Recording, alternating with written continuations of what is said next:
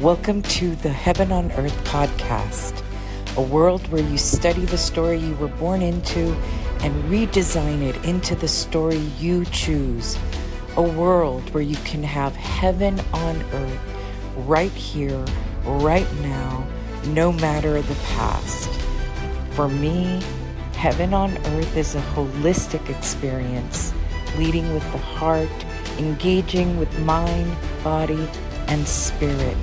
It's mindful, fostering calm and secure attachments. As we rise into consciousness, it's an earthly journey where we sensually embrace dynamic living. Hi, I'm Claudia Cauterucci, and I am the host of the Heaven on Earth podcast, so welcome. I'm also a Washington, D.C. based psychotherapist for over 25 years now. I'm a psycho-spiritual coach, and I'm a fellow life traveler. Before we dive in, there's a few things you should know about this podcast. Number one, this podcast is not a religious podcast, although I do happen to believe that most paths lead to the same place. I'm also a great believer that we live in the worlds of the unseen and the seen. So welcome God Universe, welcome the quantum field, welcome angelic frequencies, welcome our ancestors. All that is unseen is welcome here. Number two, I approach all of the topics that I cover on this podcast from a multidimensional perspective. And the way that I'd like you to visualize that is that I put a topic in the middle of the table and I approach it like spokes on a wheel, which means that I might apply psychology to it, emotional regulation, healing sciences, quantum physics to it. I might apply literature or astrology to it.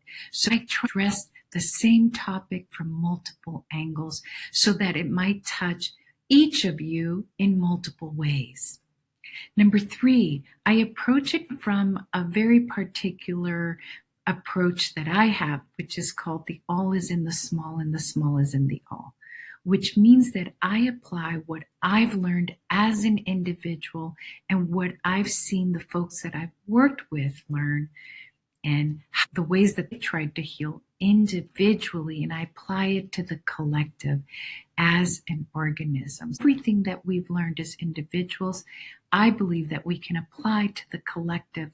Number four, you'll see that I do solo podcasts and podcasts with guests. But what you should know about my guests is that I am trying to bring a little heaven on earth here to the planet by inviting people who are shining in their own life and who I describe as trauma risers. People who have had their own trauma or have had their own woundings like we all have, and who describe here on this podcast the ways that they have come out of it and the way that they are shining in the world. So this podcast serves to really spotlight what people are doing from the ordinary to the extraordinary, because that is the magic of life, is making the ordinary extraordinary. If you want any more information, I'm not going to spend a lot of time on my programs or on my specials. Please go to my website. You'll find it all there, www.claudiacauterucci.com.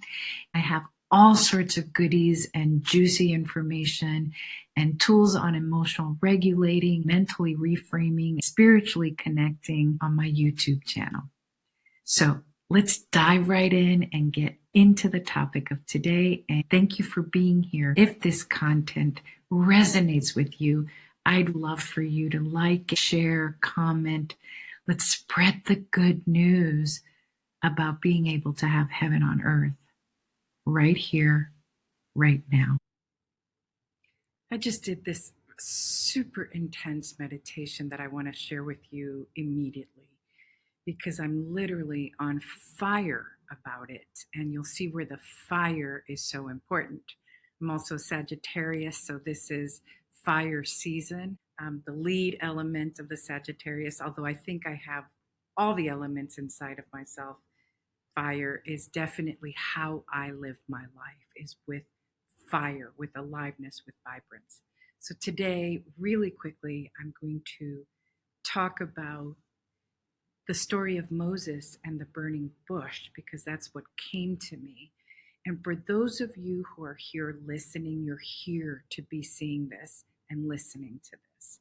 So listen intently. Take a deep breath right now. Lean back into your body, because this message is for you. It is for you. So let's start just with the story of Moses and the burning bush. Moses was in the fields plowing in his father-in-law's fields. And remember, this is after Moses had left he left the elite. He left his identity as a prince to find himself, to find his true identity.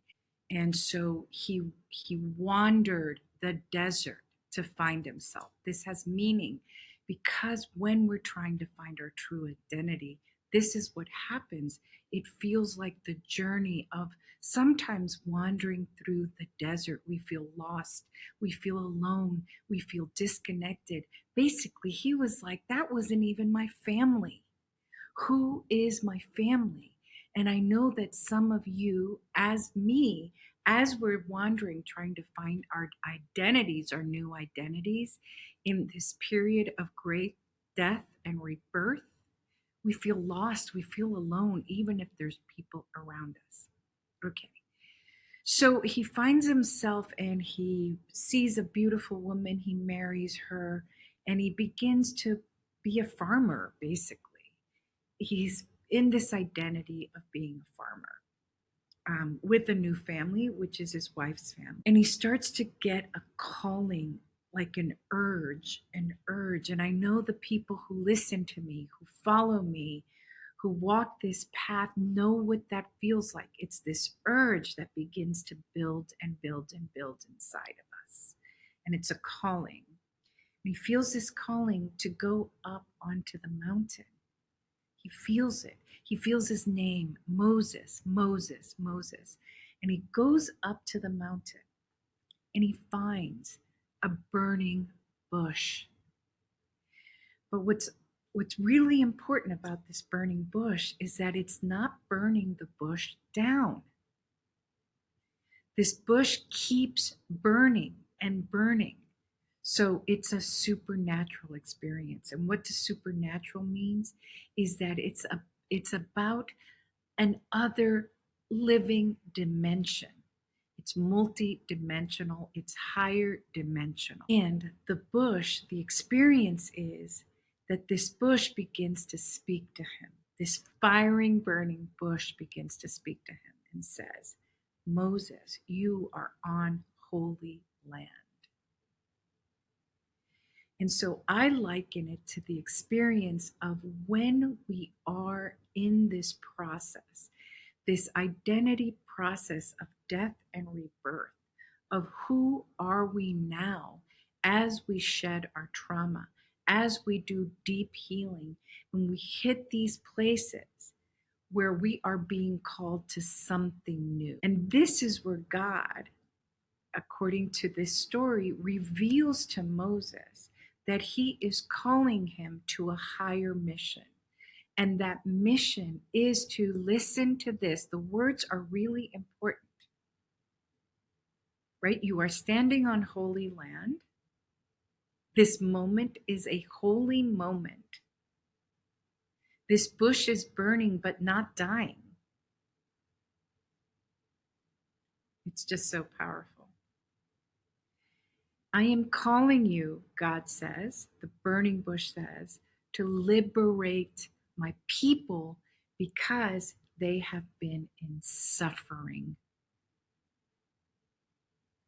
So it is a calling of liberation. But in order to do this mission, Moses must liberate himself. This is the deal. So check it out, because I just kept swirling in this meditation of what was getting revealed to me. So in the past, let's say in old earth, for those of you who have followed me, in old earth, and Amanda Flaker talks about this a lot, is that in the lack matrix, in the old earth, where lack is consuming us all, is the belief that we must sacrifice something in order to get what we want. That we must be in this constant hoop jumping of sacrifice.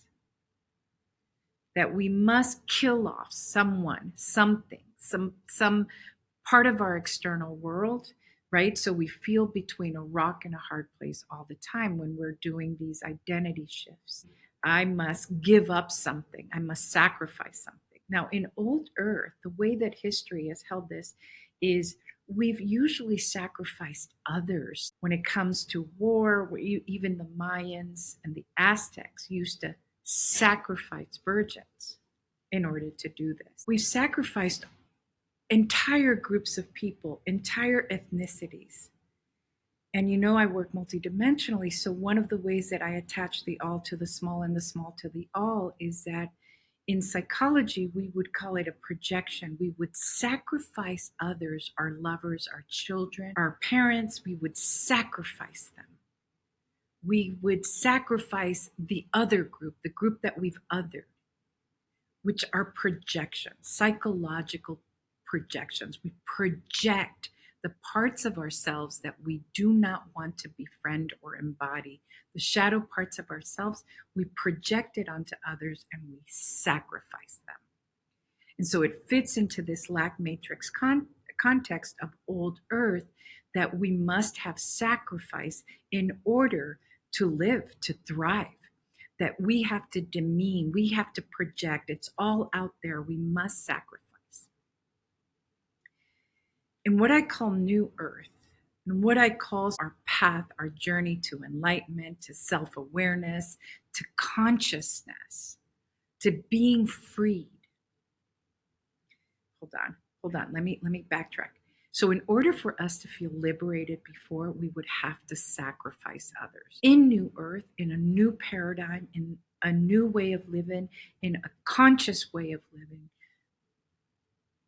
sacrifice is about allowing ourselves, the parts of ourselves that no longer serve us. Psychologically, we would say that are now maladaptive, our shadow sides, that those are the things that we must allow to die. And they are inside of ourselves.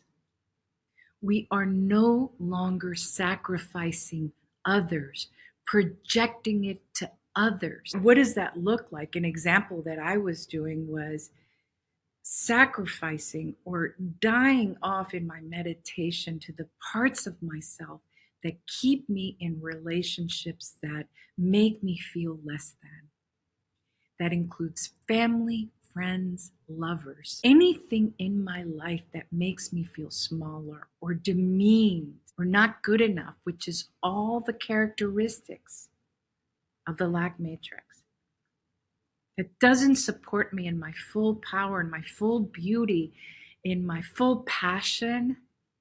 That doesn't join me, not just support me, join me, match me in living vibrantly alive, in all of our wherewithal, in all of our amazing beauty, all of our emotional and intellectual prowess. I must let die. I must sacrifice it. So in this meditation, I just was feeling this burn. And I'll give you a tool later. I'll tell you what I was doing in the meditation, but it was burning through me. And that's where I got the image of the burning bush. Another thing that I'll give you examples of things that have to die. Our addictions are the ways that we tried to adapt before. To our loneliness, to our emptiness, to our not good enoughness, addictions. The things that we have used to replace, to fill, to be fillers. Bad relationships, settled relationships, old relationships. the parts of ourselves that are codependent to them, dependent on things that make us just feel worse about ourselves. And that's the truth about addictions, is that we walk through the desert many more years even, because we get farther and farther away from ourselves. And for those of you who are afraid, there's a lot out there that supports us and helps us in leaving our addictions. Another thing to die to is this fear of being alone. And we get it is the ultimate human existential fear of being alone. But the thing is, at the bottom of it, the bottom line of that is that that's a lie. We are not separate from one another. There are ways of coming together. But right now, I'm not going to talk about that. I'm just giving examples of this place where the burning bush must be listened to. Now, Moses asked him, like, who do I say that you are? Who do I say has sent me to do this incredible mission of liberation? And the burning bush said, I am that I am. I am that I am. And biblically, what the burning bush was saying, what God was saying through this burning bush was, I am God. I am the eternal. I am everything. I am that I am. And I think that the modern, the current, the new earth, for me at least, how I'm interpreting that for myself, how I teach my folks to interpret this, is that I am that I am. I am whole. I embody what God means me to do here on earth. I am mind, emotions, heart, spirit, body. I am that I am. But in order for me to shift into the I am that I am spiritual experience, in order for me to do my mission, which is a mission of liberation for myself, for others, I must first be in front of the burning bush. And I can't do it with psychological immaturity. And psychological immaturity is that I project my shadow onto others and I sacrifice others, which is the history of human. I am that I am, that this new identity, this new calling, this new spiritual calling for us to live heaven on earth here, for us to help liberate others, is that we must embody I am that I am. And I am that I am is that we come here to do the mission of the divine, of the quantum field. Use whatever words you want. If you've followed me, you know that I am open to all the words. This divine mission of I am that I am, which ultimately is the mission of liberation. So some of the things in you are the fear of being alone, the fear of giving up your addictions, the continuing of allowing yourself to be treated badly, of playing small. We are not here to play small anymore. And in old earth, what that looked like is that we needed power. And I need you guys to listen to me. For those of you who in relationships need to have power over others, whether that's your lover, your children, whoever, because that in the collective translates into being a dictator, being an authoritarian. Needing to have power over others is old earth. It is hierarchical, and it follows the superior inferior paradigm. The only way I know to exist in relationship is to have power over others. That's old earth thinking. That is the old paradigm, and it's psychologically immature. New earth paradigm is that we move into our prowess, our I am that I am. It has nothing to do with demeaning others. It has nothing to do to feeling superior to others. Nothing. It has everything to do with you owning every single part of yourself, with you feeling like you have completely aligned all of your chakras, that you know what it feels like to be intellectual, to be at your peak emotionally, to be at your peak physically, to be at your peak psychologically and spiritually. And your peak doesn't mean that you're besting others. Your peak means that you know yourself, that you are in full alignment. And even when you're not, you know that you're not. So you try and dock yourself back in. Because we're constantly doing this. We're constantly being out of alignment. But awareness and consciousness means that we try and shift back in. What's out of alignment? My body, my emotions, my thinking, or my spirituality? Okay, how do I move it back into alignment? And we have massive tools. There are no longer any excuses. We have YouTube University. We have teachers, healers, lots of free resources today. We have people who inspire us and motivate us, who are along the path, and they're way, way ahead of us. We have access to all of this. There is no longer an excuse to stay in old thinking, old paradigms of sacrifice, mostly of sacrificing others. You know, the Aztecs used to take virgins, right? Teenage girls, virgins, and kill them in front of people. Burning of the witches, the Spanish Inquisition, the Holocaust, slavery.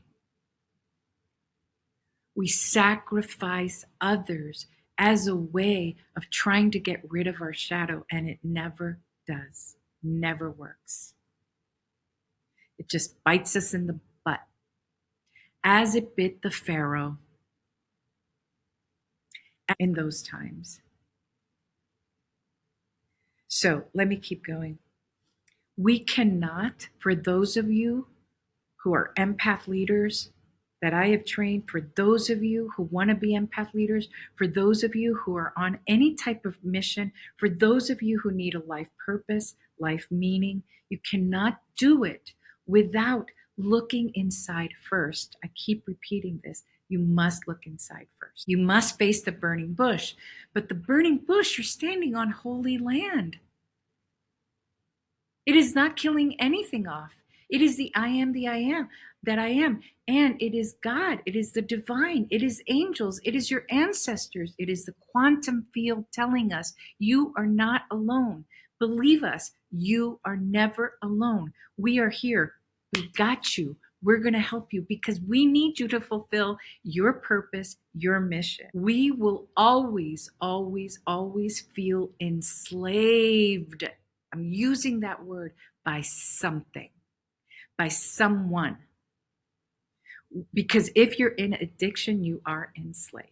If you're in relationships where you feel less than or demeaned, you are enslaved. If you're in constant anxiety and in constant depression, you are enslaved. And there are ways out of it. Books, books, books, room full of words of people who came before us, who told us that there are multiple paths to liberation. And the most important liberation is the liberation of self. But it requires the burning bush in order for us to go into our new identity that is mission driven, that has purpose, and that is vibrant. Because you know what the bush said? Now listen to this. This is so beautiful and important. So beautiful and important. Listen to this. The bush said, God, through the I am that I am, said, I will give you the land of milk and honey. I will give you the land of milk and honey. I promise this to you. He said, do not be afraid, Moses. And we know the story. He helped Moses part the waters. So opens up a path. The path will be opened to you. The path will be opened. But you must. I just did the podcast on death and rebirth, Scorpio season. We must die to parts of ourselves. And you know, you're the only one who knows what that is. For some of you, it's pride. For those of you who have know my teachings, pride is what keeps us the most stuck. But get this, it is the step before courage, acceptance, and peace, which are the highest meditational steps. Pride is the last thing on AgFlap: apathy, grief, fear, lust, anger, and pride. Pride is where we can get really stuck. Pride is one of the most divisive things. Pride, by the way, is a part of us that says, we don't do it that way. You guys do, but we don't. Pride keeps us in superiority. Do not be fooled. Pride keeps us feeling superior. The question is, why do I need this pride? Why do I need it? Why do I need to feel superior to you? So the shadow part of that is, what makes me feel so inferior that I have to keep feeling superior to you, to them, to those folks? Why? What makes me feel so inferior? Pride is not prowess, which is self-love, self-worth, self-esteem. There's no need to feel superior. Beware of pride. Pride keeps groups apart. Our group does it like this. Our club does it like this. Our people, my ethnicity, my religion does it like this. Pride is at the core of narcissism.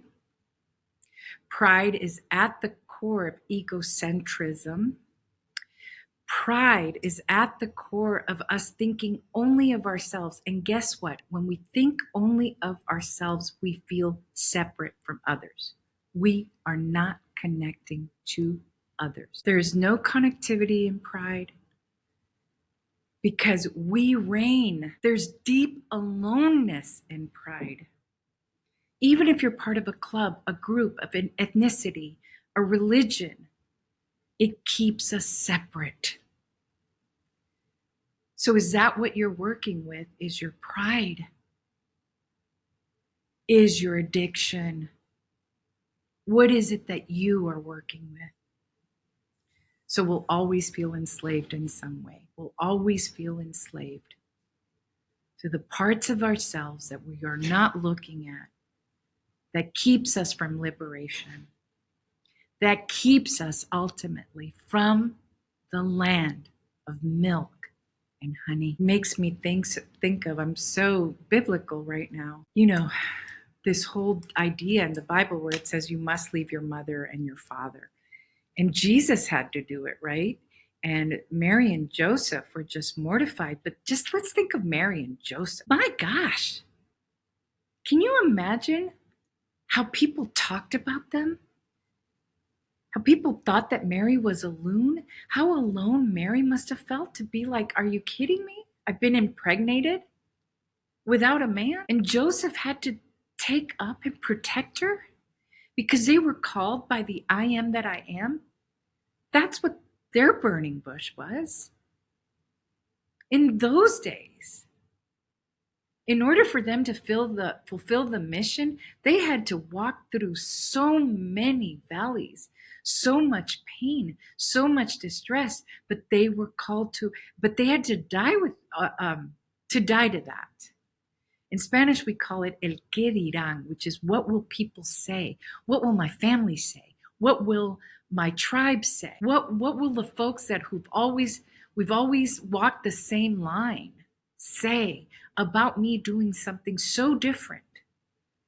Well, Mary did it, and Joseph did it, and the Bible is full of people who did it, who had to die to the parts of themselves, not by sacrificing others,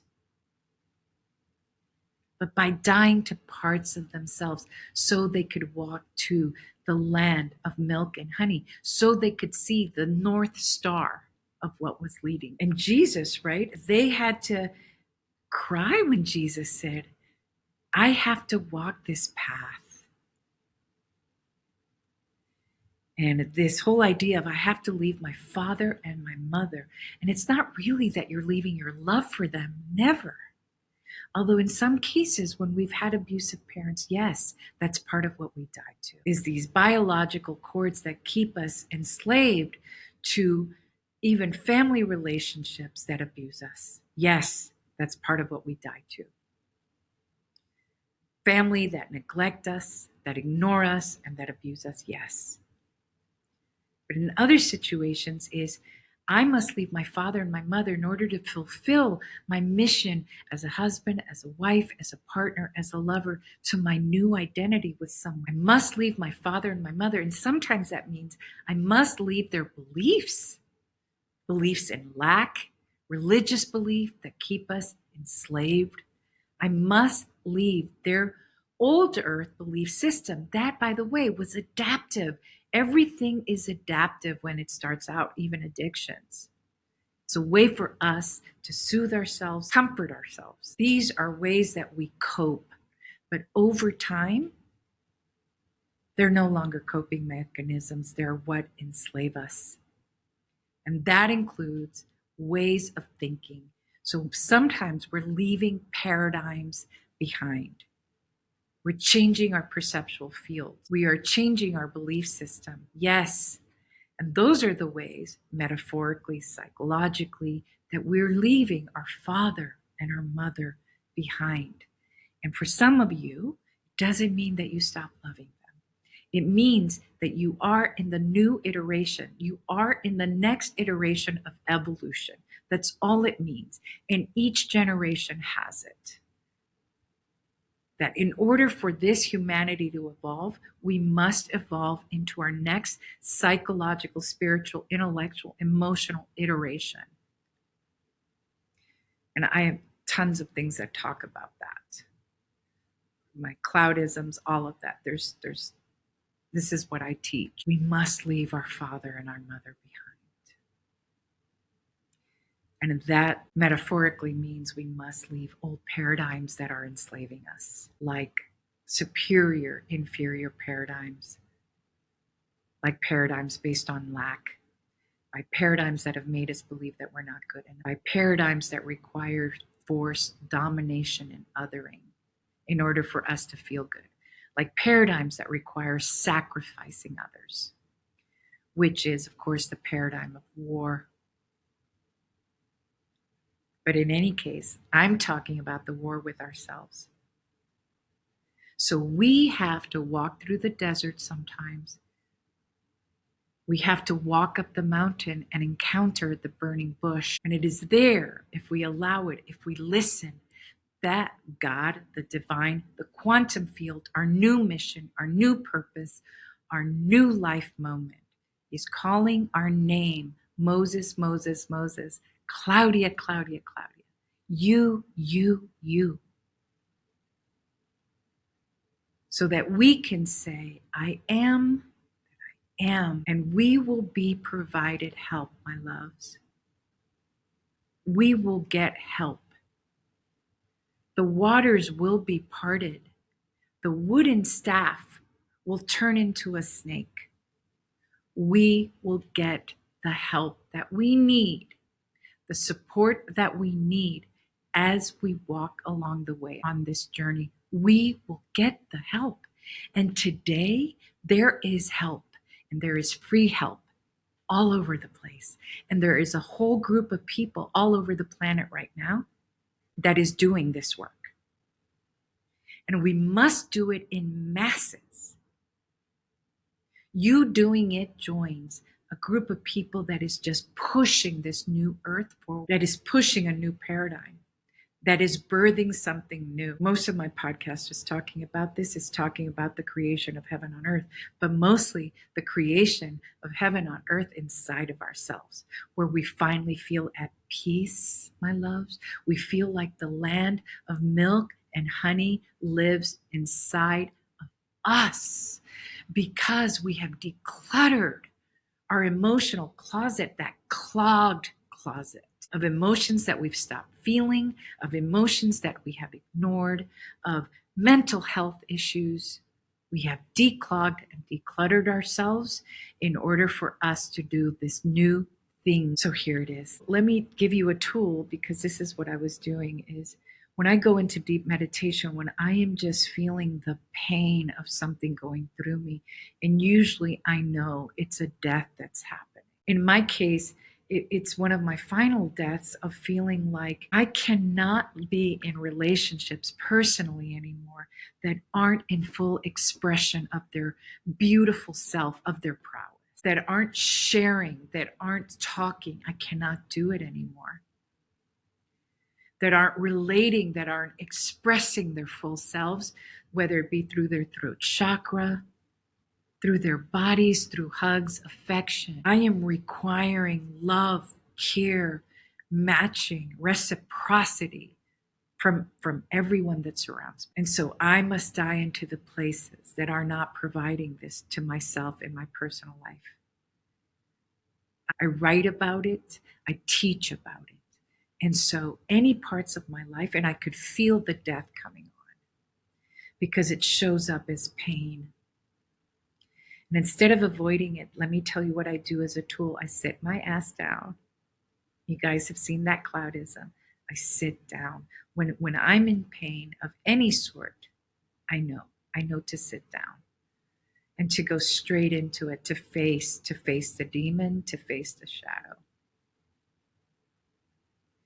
And today, right, as I was going through it, and I do my say yes to it, right? That's one of my tools. You say yes as it's coming up. You allow it by saying yes. You ask what survival program. This is one of my other tools. Is this about wanting safety, wanting control, or wanting approval? And can I let it go? Because those are the deaths. Can I let this go? And the answer is yes. And as it's moving, as it was moving through me, it was moving through me like fire. And then in this case, I used my tool of dragon breath, fire breath, which was to just breathe fire. And not to destroy it, but to actually alchemize it. To alchemize. Alchemy is about taking something that's rough and burning right through it so that it becomes gold. That's what diamonds are about. They're a rock that we form into diamonds, that we chisel into. And so that's the burning bush. So I just breathe. I use breath work and my hands to burn this, to alchemize it into me letting it go so that I can move into my I am that I am, into my land of milk and honey, into the awareness and the knowledge that I am not alone, that I am supported by my ancestors who left. They're in the land of milk and honey. They know the truth. They are trying to help us live on the planet Earth. If you believe in angels, if you believe in God, if you believe in the quantum field, here it is. They're here to help us. This message is here to help. We are not alone. And so, as I was moving through it with fire breath, with dragon breath, to alchemize, this is what came out. I had to move into making this recording about the burning bush. And you can feel my fire. You can feel my passion. You can feel that this is purpose and mission driven. But mostly, it's to liberate me. Because once I embody liberation, maybe it will resonate out to you. And for those of you who fear, because I just heard that, like you could fear that means leaving people behind. Know that you will be supported, but trust this. Let me give you some last words of inspiration for this work. When you fear that you're leaving something behind or people behind, know first that they will get help too. You're not the only one who's getting help. They will get messaging.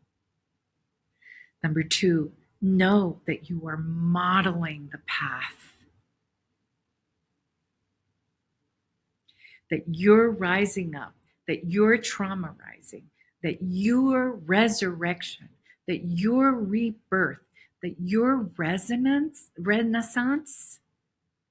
and resonance allows them to see that it is possible. That is why I always share that not only do I work with trauma survivors, I am one. Because my life will reflect the work that I've done and that it is possible. The people who inspire us, think of someone right now, it's because they showed you, they didn't just talk about it, they showed you that this is possible, that the saving of the self, the liberation of the self is possible.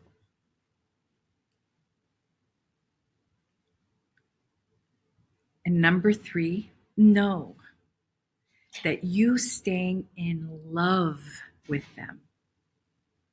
And that sometimes that doesn't mean through physical love, by the way, but that your heart can hold love for them is part of the healing way. And number four, actually, let me just add one. Everyone has their own path. Everyone has their own journey. Do not force anyone to do this path. They have their own journey. You have yours. And they get to do any part of their journey at any moment that they want. If you decide to do your journey, if Moses decides to do this, and there's some people who said, I'm not doing that. That sounds crazy to me. If the people who listened to Jesus or to Buddha said, no, I'm out, peace out, because it felt like a hard path, that is fine. The beauty of mutuality and reciprocity is that, and free will, is that people get to do their own thing. You get to do your own thing, your path, your journey. And some folks are not going to want to do it with you. And actually, the most respectful, free will respect thing to do is to allow them to not to do it with you. They will try to pull you back, but that in itself isn't that respectful of your own journey. And yes, they will feel abandoned, but hold it in your heart that you love them as you're moving forward. Jesus didn't stop loving Joseph and Mary. We do not stop loving when we decide to go on our own journey. And the most loving thing you can do is to respect that everyone has their own journey, but that you, my love, must embody yours. But you must go up the mountain and sit with the burning bush in order for you to become the great I am that I am, and then go into the land of your milk and honey, which is what I call heaven on earth. Thanks for being here.